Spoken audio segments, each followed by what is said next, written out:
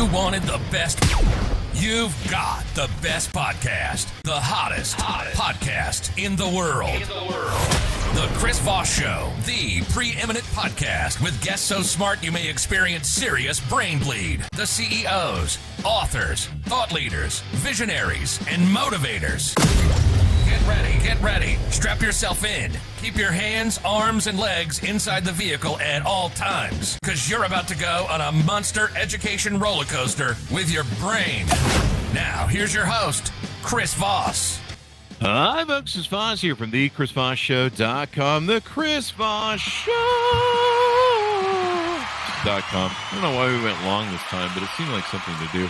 Welcome to the big show, my family and friends. The Chris Voss Show family that loves you but doesn't judge you, at least not as harshly as your dad did when you came out of your mom and he looked at you and went, seriously, I want a daughter or I want a son. I don't know. Whichever it was, work it out with your psychotherapist. It's not my problem. But the Chris Voss Show is here for you for everything else that you psychologically need. We just can't fix why your mom didn't hug you enough as a child. So there you go.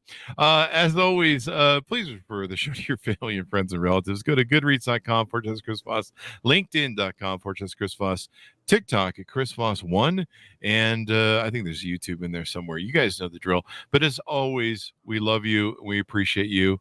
And we hug you, even though your dad probably didn't, because as we aforementioned, we have an amazing gentleman on the show. He's a multi-book author, and he's got his hottest new book coming off the presses September 5th, 2023.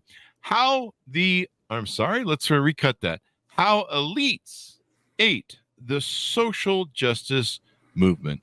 Fredrik deBoer is on the show with us today. He's going to be talking about his latest book, and we're going to get insights that we're going to learn some crap today, people. Because that's what we do on the Chris Voss Show. We learn stuff and we get smarter, because when you're smarter, I don't know, you're sexier, you're more hot. I mean, look at me. It just gets hotter every day.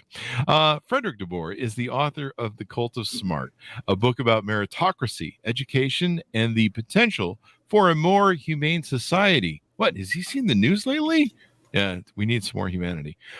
It was selected by New York Magazine as one of its 10 best books of 2020. He holds a PhD in English from Purdue University, where he concentrated on the assessment of student learning. Welcome to the show, Fredrik. How are you? I'm good, Chris. Thanks for having me on. There you go. And I guess, is it okay if I call you Freddie through the show? Of course. There we go. So give us your .coms. Where can people find you on the internet and get to know you better? Yeah, you can look for me at freddydeBoer.substack.com. And you can also find my professional website at fredrikdeboer.com. That's mostly just a sort of where I warehouse old pieces, and you can find like my academic CV and stuff like that. But most of what I'm doing right now goes down on Substack. There you go. So what motivated you to write this latest book? Sure. I sort of looked around and I thought to myself, didn't we say a couple years ago that everything had changed? I mean, weren't we all talking about how society was sort of getting ripped up from the foundations and we were going to start over again, and there was going to be all this massive revolutionary evolution in how human beings think and act, and then just sort of nothing happened. And it wasn't just that we said all that stuff and that nothing happened, but that like very quickly after it became clear that nothing was happening, people sort of decided not to talk about the fact that nothing was happening. And I just felt like some serious stuff went down in 2020, some of which I agreed with, some of which I didn't. But definitely we said it was a special moment in history.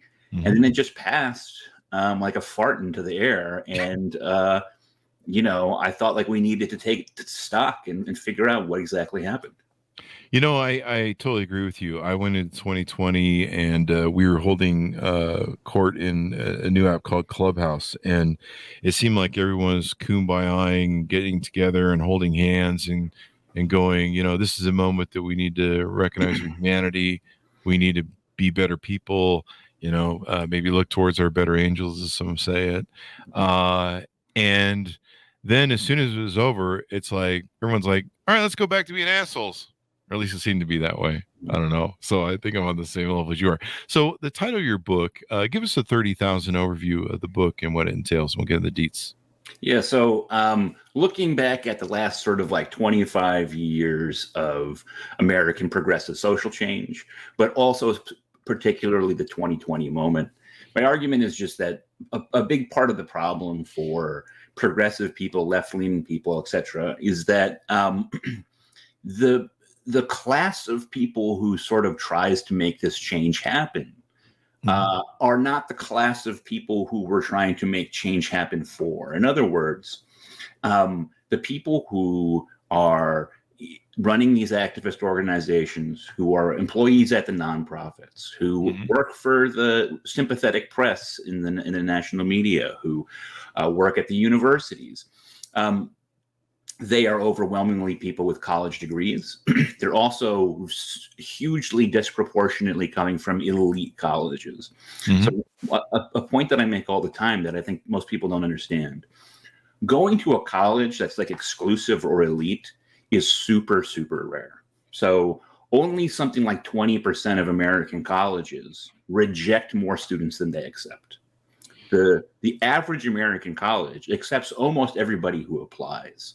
So going to a college that is elite or exclusive is just a very, very thin slice of American life.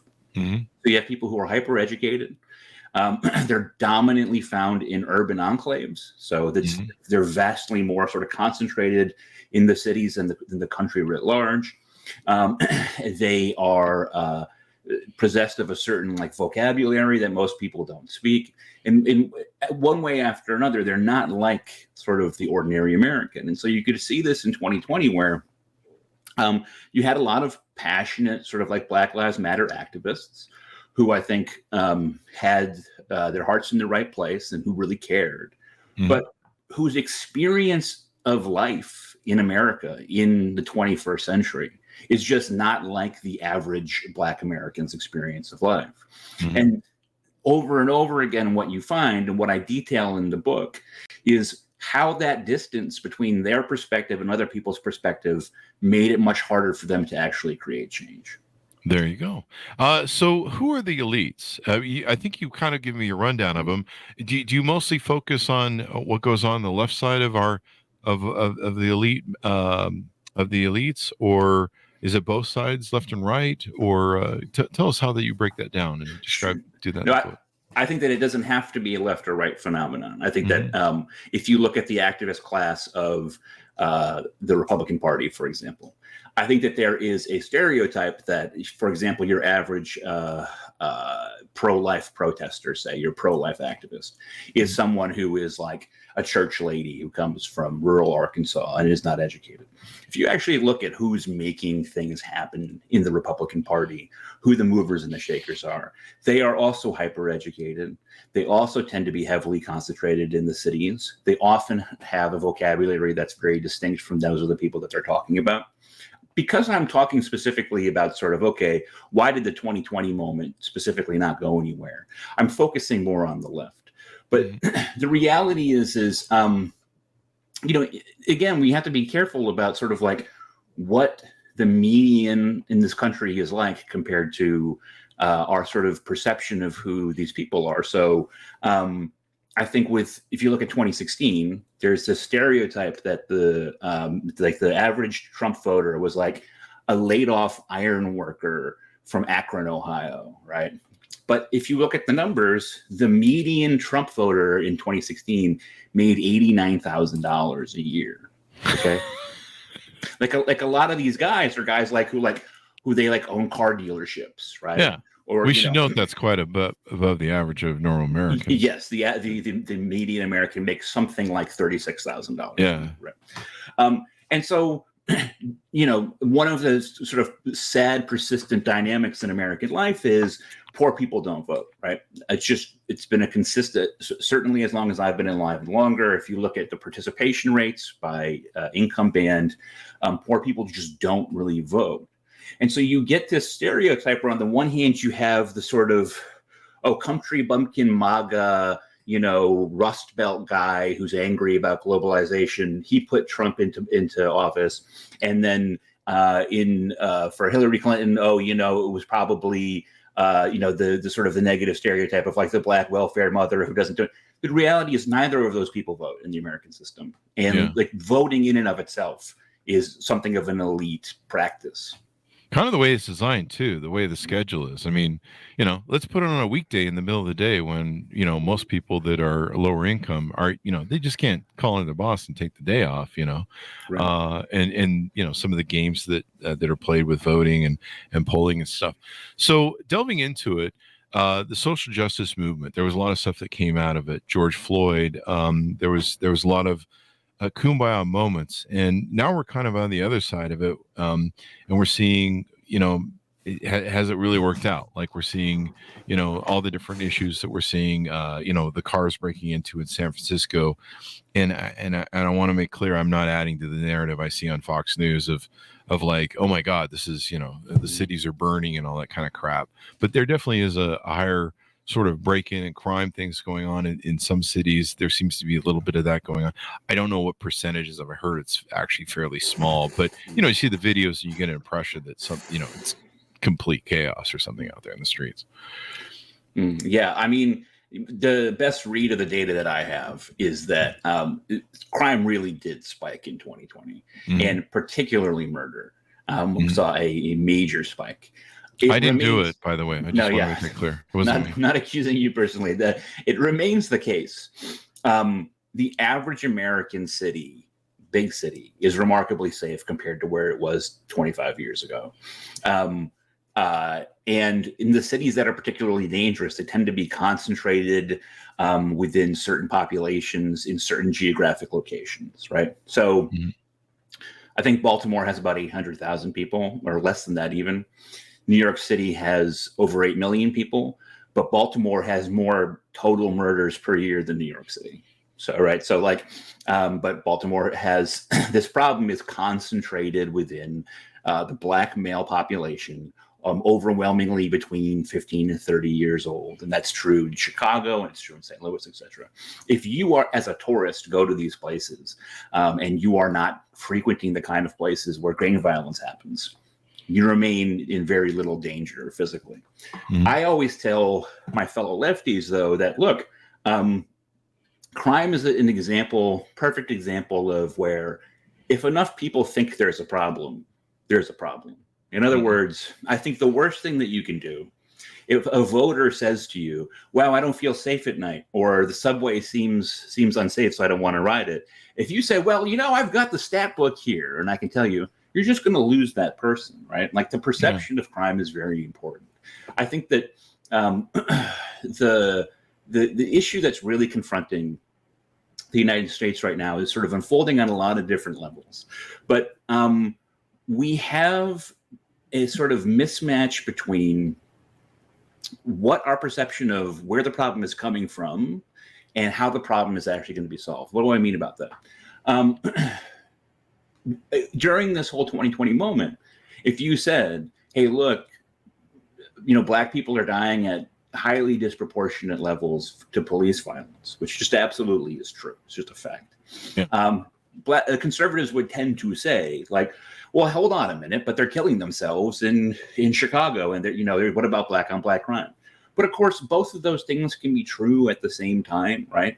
That's true. In fact, part of the problem is that there's such deep distrust of the police in these communities that nobody wants to go to the police and tell them when they've been witness to an act of violence. There's a culture of stop snitching. And so it's really difficult for the cops to sort of practice preventative policing.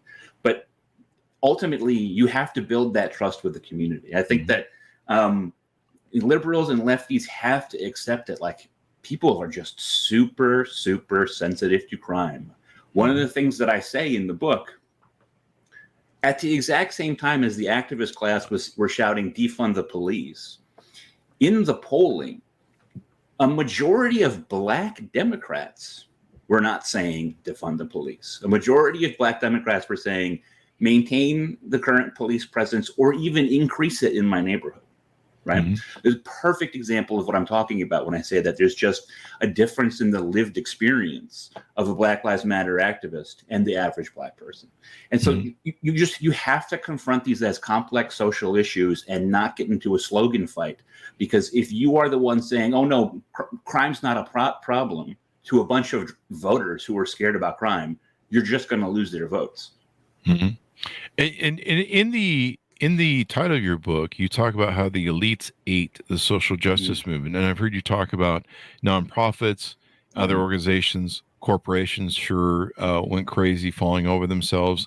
I think it's BlackRock that isn't it the BlackRock company that has that forces some sort of calculator justice system on corporations that do that. Is that what you're talking about in your book when you mean, like these elites and organizations that are eating the social justice system and maybe don't do justice? Sure, that's part of it. I mean, look, like the classic example is the gay rights movement after the legalization of gay marriage. So,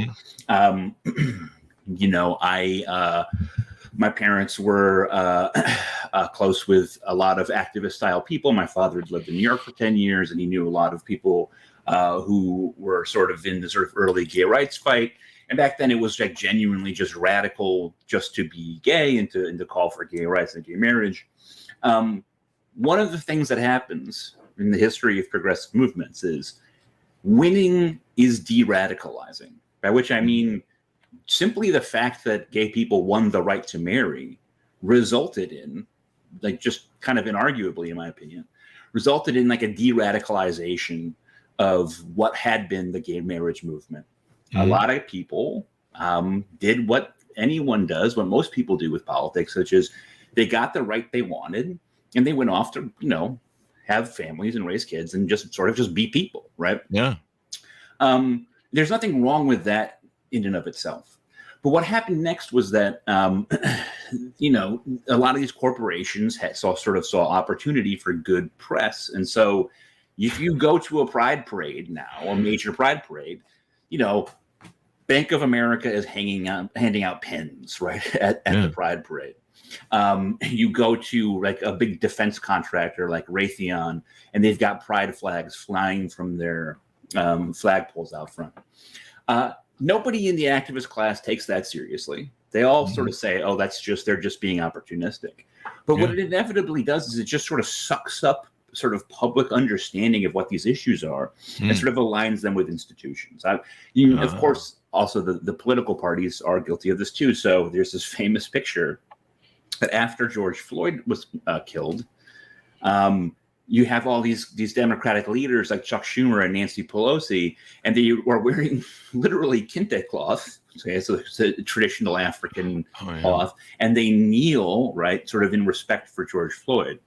And it's like, okay, but like, that's cool, but you make the laws, right? Like, your job is not to put on kente cloth and to kneel. Your job is to make the laws that are actually going to result in a more racially just society. And that's the sort of thing I'm talking about. So a lot of social signaling or virtue signaling going on without a lot of substance, basically. Yeah. I mean,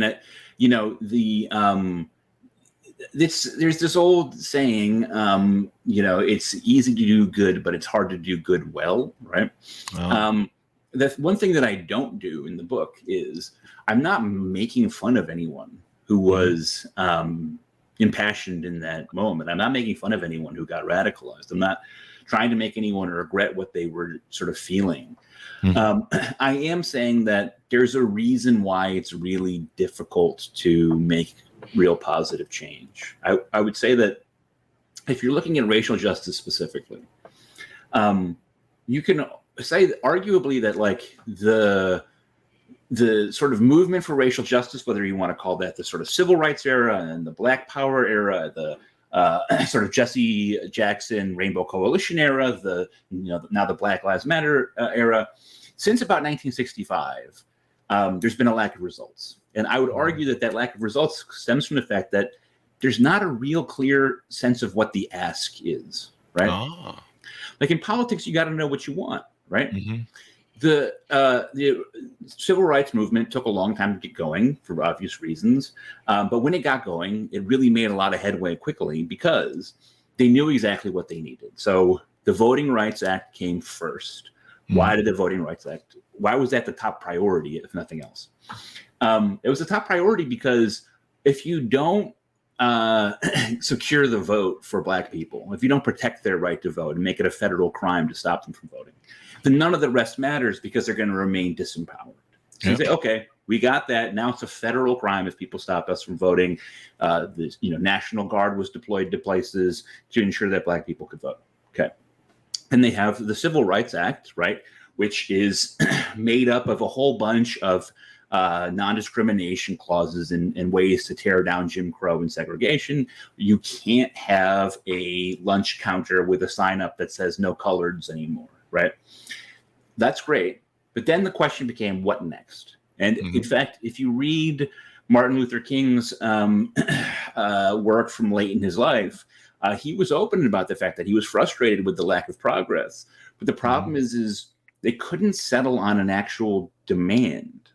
You have seen reparations has been something that has sort of floated around semi-seriously for decades. You have this sort of now thing with the prison industrial complex and the war on drugs, etc. There hasn't been that one thing to ask for. And when there's not that one thing to ask for, it's really easy to not get what you want. There you go. And correct me if I'm wrong here in my memory of this, but one of the challenges Martin Luther King had was the fighting the other leading voices in the party or in the group of folks who want to reform. Like Malcolm X, was more violence and whatever, Black Panthers and stuff. And so, the fight over what is this message, how we get out, is very true. Do you see that? So is your supposition that these huge organizations, these elite voters, have just kind of hijacked the movement for the feel-good virtue signaling and sales of whatever product they can move and I don't know, so you can look good around people on social media and maybe get chicks or something. I don't know. I see a lot of virtue signaling with people that are on the far left. I'm a moderate Democrat, by the way, full disclosure. But I can see both sides of the party, and I'm not happy with the extremes on either side. And so, do you think it's that, or do we need to also place some blame on the average person who votes or doesn't vote? Yeah, I mean, look, I believe so. You can look at any election and you can say, okay, the Democrat got this many votes and the Republican got this many votes. But also there's another one, which is like people who didn't vote, right? The last time that's a presidential election was held where one of the candidates got the more votes than people who did not vote was Teddy Kennedy. Okay. Not Teddy Kennedy, Theodore Roosevelt, excuse me. Theodore Roosevelt's election was the last time that a candidate got more votes than the number of people who did not vote. Okay. So we've got this issue. Now, I'm among those who say that we have to look at this scenario as saying we need to give them something to vote for, right? It's not, it's very easy to say, oh, they're so apathetic, they're sitting on their ass, they don't care. A lot of people care, but they don't see real distance between the two parties in terms of what they're offering, and they don't see a lot that's worth supporting. That or they don't pay attention to even know. Yeah, and they're busy watching The Bachelor or whatever's on Instagram, I guess. Yeah, so I want to talk about this idea of like moderate Democrat position, because I think that what gets defined as a moderate position is very important and not discussed enough. So I am not a moderate, but let's look at the child tax credit expansion. So for those listening who don't know, there is a child tax credit in this country so that if you have kids, you get some money knocked off of your federal taxes. There was an expansion of that program that was passed as part of one of the big COVID relief bills, where for a single year, this program was expanded such that it became somewhat more generous, and parents could actually, instead of just taking money off of their taxes, they could get like a refund so they could get cash money for this thing. It's very common in many, many countries to have some sort of cash benefit for parents in order to pay for whatever. That program, to me, right, that was sort of set up to be a sort of a dream of what the left wants. But if you actually look at like the history of the Democratic Party, that kind of universal cash benefit for an identified population that has an unusual financial burden, Social Security for the elderly, Medicare for the elderly, Medicare, Medicaid for the disabled, etc. Social Security payments for people who are permanently disabled, such as the blind, etc. That is actually right in the center of the party's wheelhouse. That is just the sort of thing that the Democrats do really well.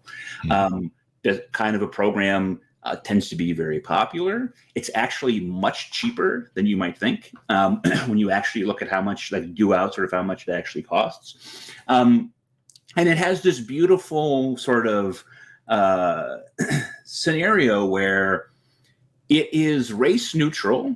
Anyone who's a poorer parent can draw from this money, right? It is means tested, so you don't get it if you make above a certain amount of money. So it's restricted to people on the bottom. But even though it's race neutral and white poor parents and Hispanic and Asian, whatever, the people who benefit the most from it are Black parents because of the distribution of poverty in this country. So it has this function where it could cut child poverty in this country dramatically. It is a benefit that's generous enough that it's going to give people the opportunity to take care of things for their kids without being so generous that it's a disincentive to work, if you want to talk about that. And it is race neutral, and any people can take advantage of it if they're poor enough. But it also has this nice effect of being disproportionately helping Black people because they tend to be more impoverished. That to me is not extreme, right? It's only extreme in the context of sort of contemporary Democratic politics.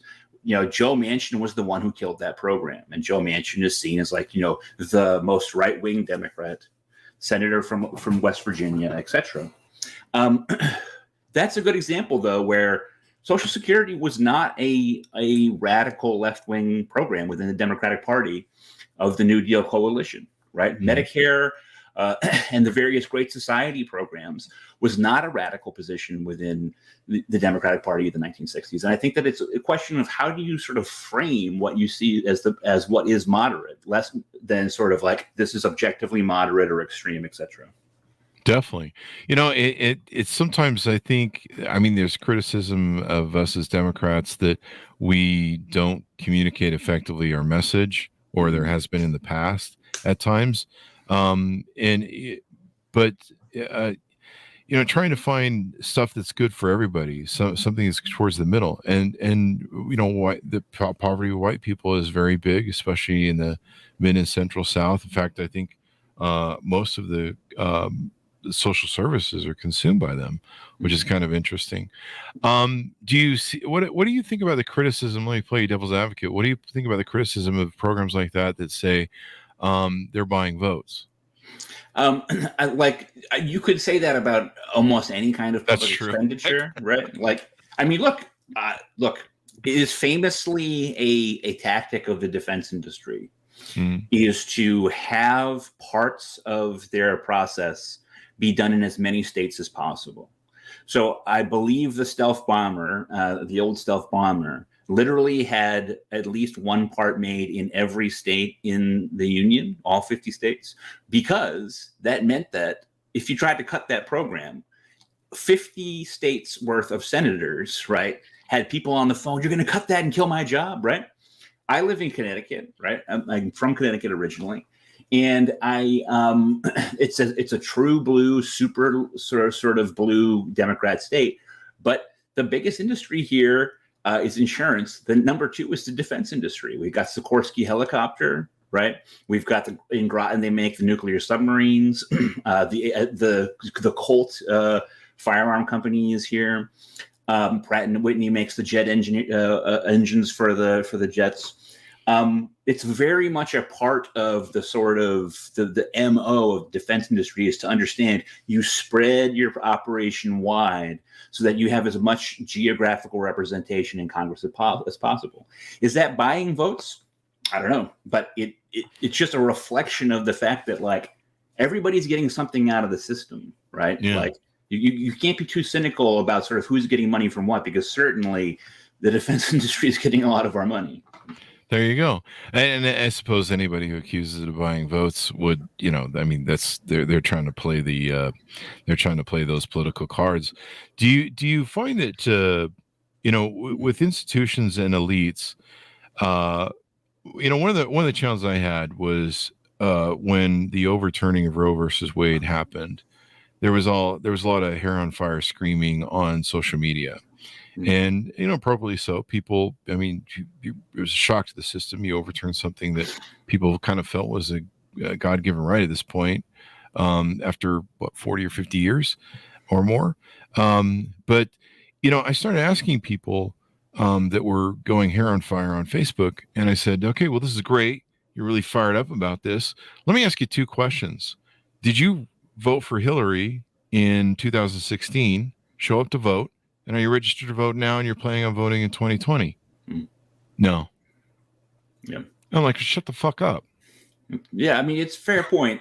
I mean, I did. I was there. I represented. So you didn't, and now you're complaining. And oh my God, voting has consequences, or not voting does. I mean, abortion to me is. I don't think people understand. It's like if you ever doubt the ability of a small group of motivated citizens to make change, you have to look at abortion rights in this country. When Roe v. Wade happened in the 1970s, in polling then, a significant majority of Republicans even favored a woman's right to choose. So we're in a context now where abortion is the ultimate dividing line, and where it's such a super passionate issue, and it's conservatives versus liberals and Democrats versus Republicans, etc. Accepting that a woman had a right to have an abortion was just sort of like a general popular opinion that was very common among both sides of the aisle back in the 1970s, 50 years ago. What happened was that you had this group of people, of activists, pro-life activists, who were just super, super motivated, and they just went to work every day, and they refused to take no for an answer, and they fought like hell inside of the Republican Party, and they made abortion a litmus test where if you're going to be a national Republican, you better be pro-life, or else we're going to come and get you. And eventually they created the condition where the court was sufficiently skewed towards conservatives, where they got what they wanted. Now I'm a pro-choice guy, so I think that's unfortunate, but in 50 years they completely changed public opinion, and they were able to get rid of Roe v. Wade. And I think it's really important that people not become too cynical about their ability to sort of make change within the system, right? Because if you really believe in something, and you really pursue it, and you use the sort of power that you have within your party, you can make something happen. I will say that this has led to a bunch of Democratic victories, right? And one of the things that happened immediately after Roe v. Wade went out is that, like, people are like, wait, they got rid of abortion, and now suddenly they're winning a bunch of elections that they could have lost. And that's just how American politics functions. One side wins some, and then it's clawed back. There you go. And you lead into the point I was trying to make, where the apathy of voters who don't show up, and then they wonder why change happens, and oh my God, things voting or not voting has consequences. What I mentioned earlier about the people who don't show up to vote and who don't care, and this is another way why social change fails, because I've heard so many people, it doesn't matter which president you do or whether it's left or right, I've heard so many people be like, well, we voted for that guy to go fix this in whatever. And you're like, but you voted for the president to go in from one side, and you voted from the Congress to go in the other. And, for about 20 or 30 years, they've been doing this death match thing where, they just, I can't remember who the Speaker of the House was, who basically said, we're not going to pass anything Obama wants, Right. And sometimes it's happening on both sides, where it's just like, if it's, oh, that's a right thing, we're not going to do it. If it's that's a left thing, we're not going to do it. Instead of trying to have that old sort of Tip O'Neill or Pryor thing where we try and figure stuff out. And do you think that your point to, like, these politicians who do the virtual signaling, but they don't do anything about it when they have their hands on the ability to do something about it? And then, of course, we have these voters who have their hands on the ability to do something, but they don't show up to vote. Who's the bigger one at fault? Is the elites, or is it the voters that just don't give a shit, and then they're all angry because, oh my God, voting has consequences? So I think that I would sort of distribute the blame here. I would say that, and again, like, this is true of Republicans as well as Democrats in it their own way. I focus on the left side because I am on the left and I want my side to do better. So that's what I'm trying to sort of tell them how to do it. That's the point of the book. Mm-hmm. It is just the case that, like, there is in-group politics and there's out-group politics. When you're in your group of politics, you want to be more extreme and you want to sort of be more pure. When you get to the out-group politics, you want to be more compromising and you want to shade towards the center so that you can win, right? Part of the problem with what's happened in American politics is that the internet eliminates the distinction between in and out group politics, right? Like literally, it just used to be the case where, you'd be doing politics, like you'd be engaging in political debate in your union hall, right? And the local candidate, a Democratic candidate, would come and talk to you guys, and you'd talk it out, and you'd sort of have the kind of arguments that now happen on Twitter, right? Hmm. And then that's the in group, and then you'd send the candidate out to sort of win the election. And in the election, he wouldn't talk the same way he'd talk in that space, right? Because you have to operate on multiple levels. Mm-hmm. In the internet era, everything is happening in the same space all the time, right? Like, the social distance between the inner space and the outer space, the in-group conversation and the out-group conversation has been shattered. If you are someone who is a candidate and you go to a small meeting of, people who are sort of affiliated with a given political movement, there's going to be somebody with a cell phone camera there, and it's going to have video of you saying the extreme thing that you say in the in group, and that's going to go out on Twitter. And if you are a politician and you say something so in a big speech for everybody to hear, well, that's going to get taken back to the people in the in group, and they're going to know that you said something that's not the same as what you said in the out group. So that's one just structural problem with American politics right now, is it's gotten harder to have a difference between the message that you say to people in your party, in your group, in your ideology, and a message for the public writ large. Mm-hmm. And when it comes to the public, though, right, as you suggested, they don't make a lot of sense, right? Like, the general average member of the public doesn't appear to have very coherent politics. A very long-standing finding in polling is you do a poll of people and you say, okay, are you big government or small government? Well, I'm small government. And you say, should we deficit spend? Should we rack up the national debt? Or should we live within our means? Live within our means. Okay, so we're small government. We're going to live within our means. And you say, okay, which of these programs are you going to cut? And you say, military, Medicare, Social Security, and they say none, right? So they want a small government balanced budget, but also don't cut any of the programs at all, right? And that's just how people operate. Like, politics happens at such a level of abstraction that it's hard to sort of identify when you're being a bit of a hypocrite. That's true. And there seems to be a lot of hypocritical things that go on both sides, and maybe we need to identify that more. So what do you hope people learn from in your book? And do elites need to change their behavior? Do companies need to quit mucking about? We've seen the kerfuffles with, like, the Bud Light thing. Maybe less social signaling. The politicians need to get in and do the dirty work, as opposed to just focusing on these hot topic issues but never do anything about it. Yeah, so I think that just sort of gets to what I was just saying about inside and outside. A fundamental problem that the left has right now is the way you become a person of influence in the left of center, whether that's, moderate Democrat, liberal, left of liberal, whatever. The way you become a person of influence, the way that you sort of get sort of a position of power, an audience, whatever, it's within the system of American meritocracy, right?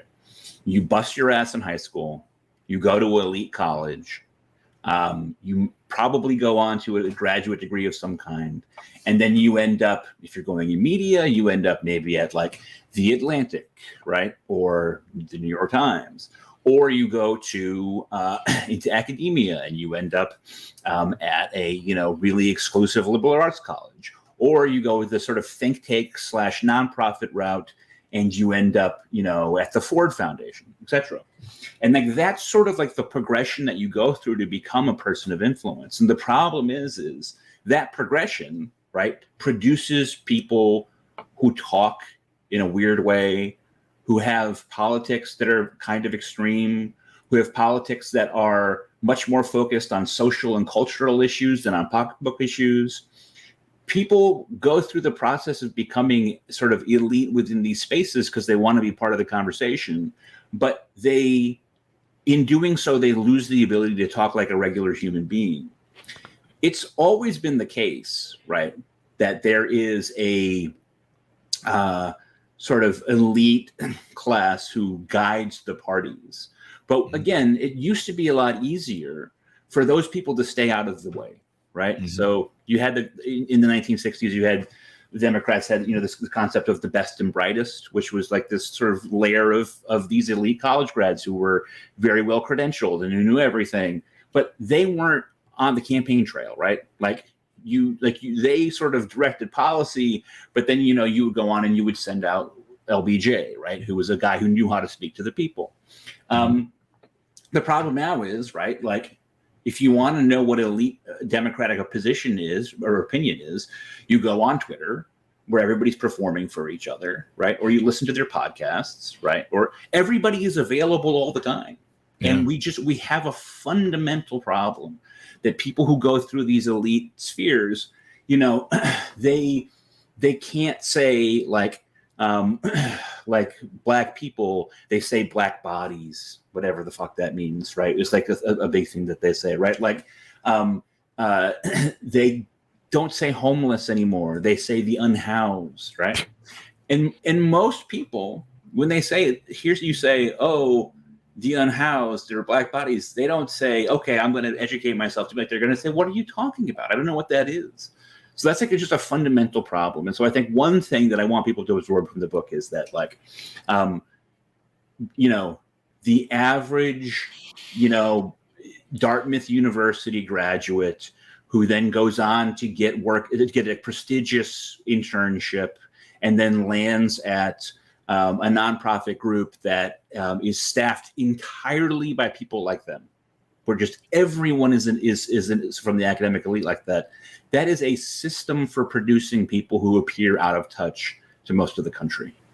There you go. These are great points. Do you think this contributes to why people don't show up and vote? Why people feel out of touch with government is because, everyone's talking so elitist. I can see how that sounds really, what's the word I'm looking for? It really sounds like you're playing people when you're talking down to them, or you're telling them what their experience is. Well, you're sitting eating your tofu in your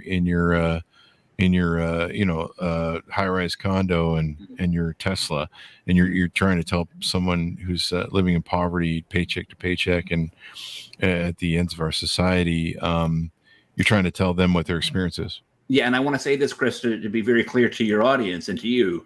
I am one of these people I'm talking about. All right, let's be real clear here. I have a PhD. Okay, I am a professional writer with a PhD who had lived in Brooklyn for the better part of a decade, and et cetera, et cetera. I am not saying that I am the man of the people. As I say in the book, right, I know how to critique these people because I've been among them from my entire adult life, right? Mm-hmm. And I'm not advancing myself as someone who's more pure or more real or more down to earth. But what I am saying is sooner or later, there has to be an acknowledgement, right, that you can understand and believe in and see value in the concept of intersectionality, for example, which is a very prominent sort of cultural studies, lefty kind of philosophy. You can value that, but understand that the rest of the world sees you when that's the term that you keep using in your daily day-to-day engagement with other people. When that goes into your position paper that you write as a nonprofit, when that is in the article that you write for the Washington Post, and it is alienating to them. Yeah. They don't know what that is. They don't have the benefit of $80,000 a year college education. And there has to be some grappling with maybe the reason that people think we're out of touch is because we actually are out of touch. There you go. Becoming self-aware. You make a good point. It's alienated in language and well, you're trying to utilize this principle of self-grandizing or virtue signaling, combined with, well, we want to help people. I think some people have an intent to help people. It's the delivery that's the problem. It's always the intent that takes you to hell. But I think you're right. It's alienated. It's talking down to people when you're not speaking in their sort of language. And maybe that's the reason a lot of people don't vote in this country, because they're just like, I don't feel like I'm part of this system. And we have gotten out of control with Citizens United and several different things where, basically as a billionaire, buy justice, pick your Clarence Thomas and, hey, I have a jet plane and a justice. A lot of this is really kind of amplified. These elites and stuff. So to maybe people on the left, as you're calling us out, need to be more self-aware of that. And maybe we need to be like, maybe we should talk about the kitchen table sort of products as opposed to these virtual signaling social movement things that don't ever really seem to hit the pavement, or maybe they'd hit the pavement better if we didn't. In the book, I quote from a pamphlet that the British government gave out after they developed their National Health Service. The country had been devastated by World War II. There was just rubble everywhere, and they were trying to sort of rebuild from the ground up. And so they created their National Health Service, and they gave a pamphlet, and it said, in the plainest language that possibly you can, it said, okay, this is our National Health Service. This is what it can do for you. Everybody gets to access it. You pay for it with your taxes, and here's some things about it. And at the end of the book, one of the pieces of advice I give is just tell people in plain language what you have done for them. There you go. If you look at like Obamacare, I think Obamacare had some good provisions, and I think that I'm glad that we have Obamacare rather than nothing. It was better than nothing. But like a fundamental political problem with Obamacare is people say, okay, what is Obamacare? And you say, well, and then you launch into a 20-minute dialogue about like just trying to explain the law, right? Because, okay, so well, there's Medicaid expansion, but not all the states took advantage of it. And there's a provision that says that you can't be turned down for new coverage just because you have pre-existing conditions, but they can still turn you down because you can't pay and lots of other reasons. Also, no, the government doesn't give you coverage, but what it does do is it creates a series of marketplaces, and on those marketplaces, private insurers send you like potential offers, and they're rated gold, silver, or bronze for the record. And you have to cover a certain amount of coverage, but you can, if you want, choose coverage that's very minimal. Like once you start to do that, you've already lost, right? Yeah, people are just glazing over in their eyes, going, right. Guess what? Social Security. When you get old, the government will give you back money it taxed from you so that you have money to live. That's a program that I know how to describe. And guess what? Social Security is incredibly popular, right? Because you just, hey, look, while you're working, we're going to take some money from you, and that's going to ensure that at the end of your life, when we used to have an elderly poverty rate of 40% in this country, it's single digits now, and it's single digits now because we made that program. You've got to be able to simply and coherently tell people what we have given you is this, and that's how you get people to vote. There you go. I know the Biden administration has tried to target more what they call kitchen table topics. Yeah.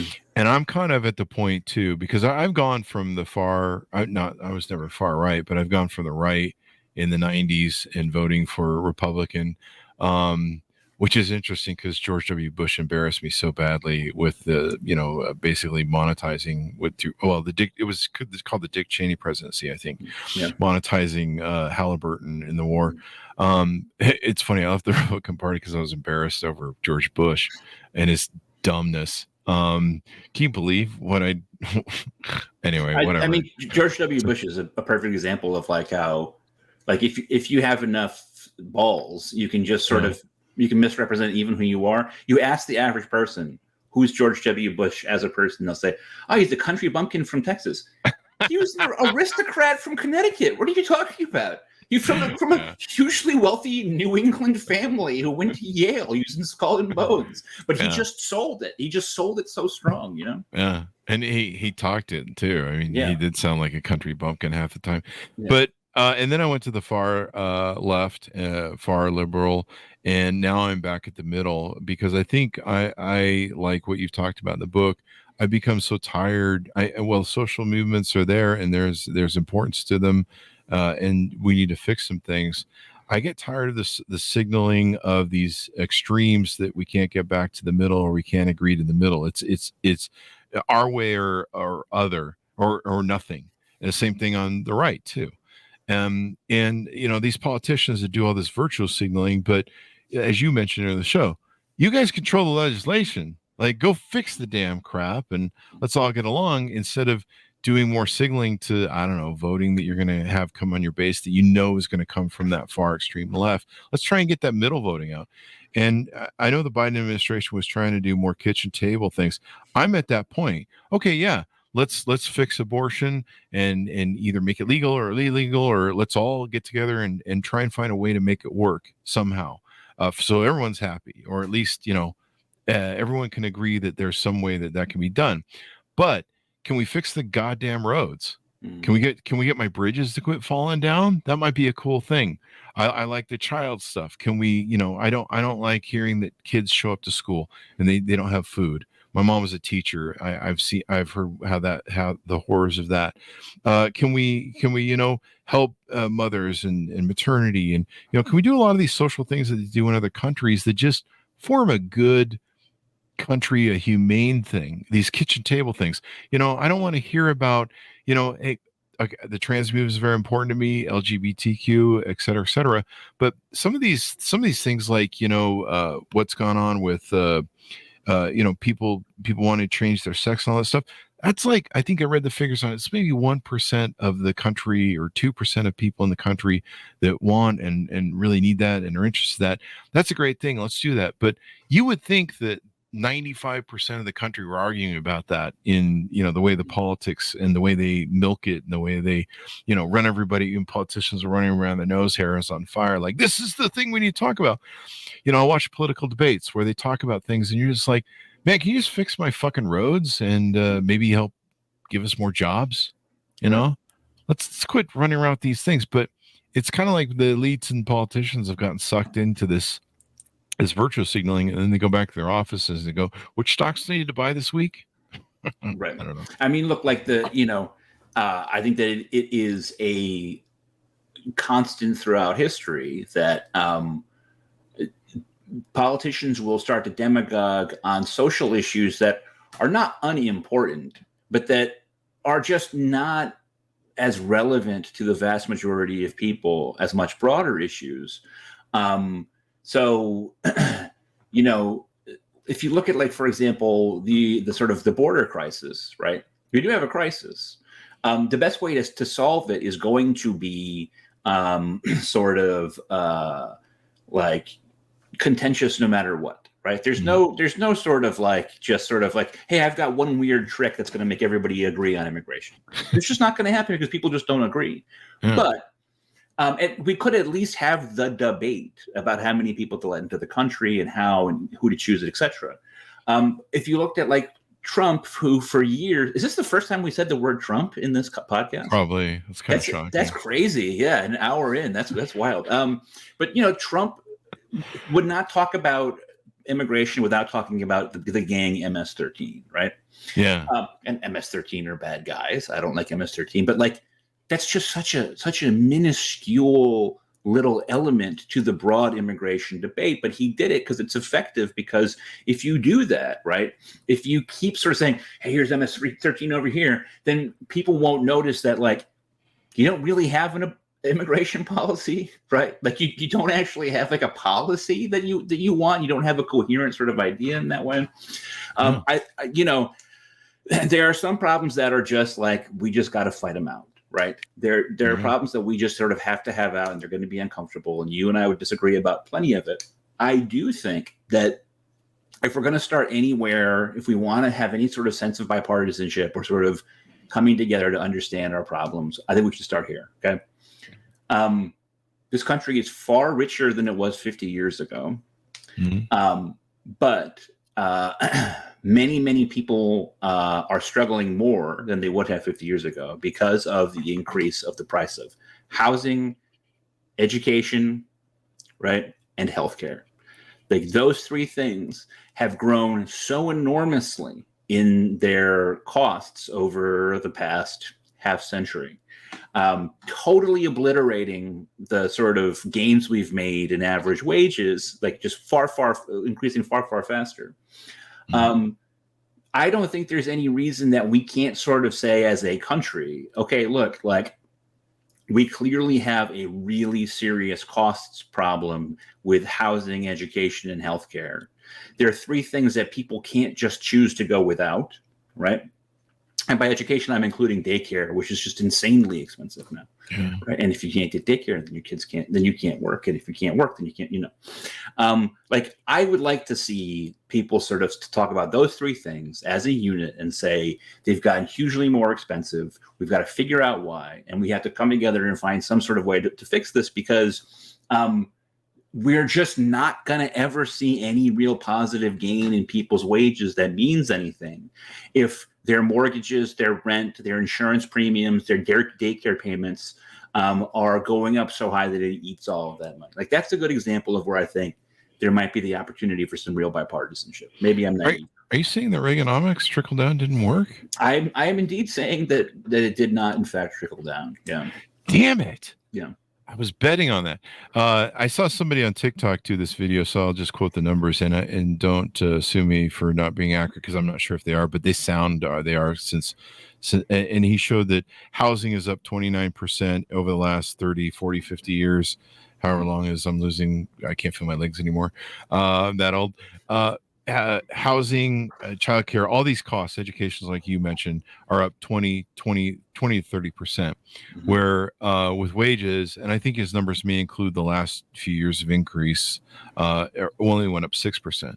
So we're asking people to afford all these things. And, I've been watching the middle class die since the mid 80s, and I've been watching it slowly disappear, and it's getting worse. You were hearing about people in Florida who can't insure their homes anymore because of legislation there that made it harder for them to sue and people to sue and whatever. You can't insure your home, and I was like shocked by that. I'm like, holy crap! There's people now going on insurance. I mean, it's really time that we said, hey, politicians, quit doing those signaling of the flags of the social things. Fix what's wrong in this country for everybody. And then let me ask you this. I know we're going along on the show, but this is great stuff. Do we also, as whether we're activists or elites or just the average human being, do we all need to start recognizing that we need to quit being so extreme? We need to start saying, how can we come together? How can we agree? How can we compromise instead of this far left, far right, just like our way or the highway? Yeah, I'm not sure that I would put it in those terms. Here's how I would put it, right? I want people to express their conscience, right? When some people express their conscience, they say that there should be no abortion under any circumstances. And I express my own conscience and say, that's crazy, right? Because that's just how politics is and how it works. I don't want either of us to be less extreme in the sense that, like, we back off what our conscience is telling us. What I do want is to say this. Like, a thing that I tell young lefties a lot is they're not just going to stop making Republicans. In other words, when you're in the process of thinking about the potential future, it has to be an actual like potential future, right? Mm-hmm. You need to bake into the cake the fact that like there's always going to be people who you can't stand, who have as much influence as you do, and you're never going to get everything that you want. So you don't compromise on your deeply held moral beliefs, but you understand as an adult, like, shit, I'm just not going to get everything that I want. What can I live with in a way that I can go to sleep at night? That's not everything that I want, but is some of what I want. There you go. A compromise and living like an adult. Who knew? Self-accountability. You know, I've started a thing doing whenever politics comes up is I've started laying a foundation of saying, okay, if we're going to talk about this, I want to lay a foundation. We're all Americans here, and we're going to talk as fellow Americans. You're a fellow American of mine. We're all Americans. That's more fucking important. The Constitution is more important than whatever the shit else you want to talk about from here on out. And everything revolves around that basis. And it's interesting to me establishing that foundation. And even if I have to call it back, whoa. Hey, we're Americans first. So what do we need to do for America? Fuck the left, fuck the right. And I'm not saying totally, but in the conversation, what do we need to do as Americans? And so that's kind of helped keep some of the conversations I've had more grounded. And people have kind of had an aha moment where they go, wait, we are Americans. And it recognizes that we're two people. We're going to have to compromise on, you know, the extremes or what people want. But that used to be what this country was kind of good at. You know, I mean, Tip O'Neill would compromise. But, you know, once we got, who was the Republican Newt Gingrich in, you know, it was like fucking the highway or nothing. And it's kind of been that way ever since. So great discussion. Any final thoughts, Freddie, as we go out? My final thoughts is that you can learn all about these issues and more in the new How Elites Ate the Social Justice Movement by me, Fredrik deBoer, out next Tuesday. There you go. September 5th, 2023. You can order it wherever fine books are sold. Give me your .com, Freddie, wherever you want people to find you on the interwebs. Yeah, it's Freddie Substack. Sorry, I can't even remember my own web address. FreddieDeBoer.substack.com. But if you just put in my name into Google, that's the first thing that pops up. There you go. How Elites Ate the Social Justice Movement. I don't want to see what happened after it passed through their system. But maybe that's where we are today. Maybe there's a joke there, a second book, Freddie. Right. Anyway, guys, thanks for tuning in. We certainly appreciate you guys being here. Remember, we're all Americans, damn it. I mean, the show's international, so those of you who are American, we're all Americans, just so you know. You might want to remember that first. Go to goodreads.com/Chris Voss, youtube.com/Chris Voss, linkedin.com/Chris Voss, and all those great places on the internet. Thanks for tuning in. Be good to each other. Stay safe, and we'll see you guys next time. Love the discussion.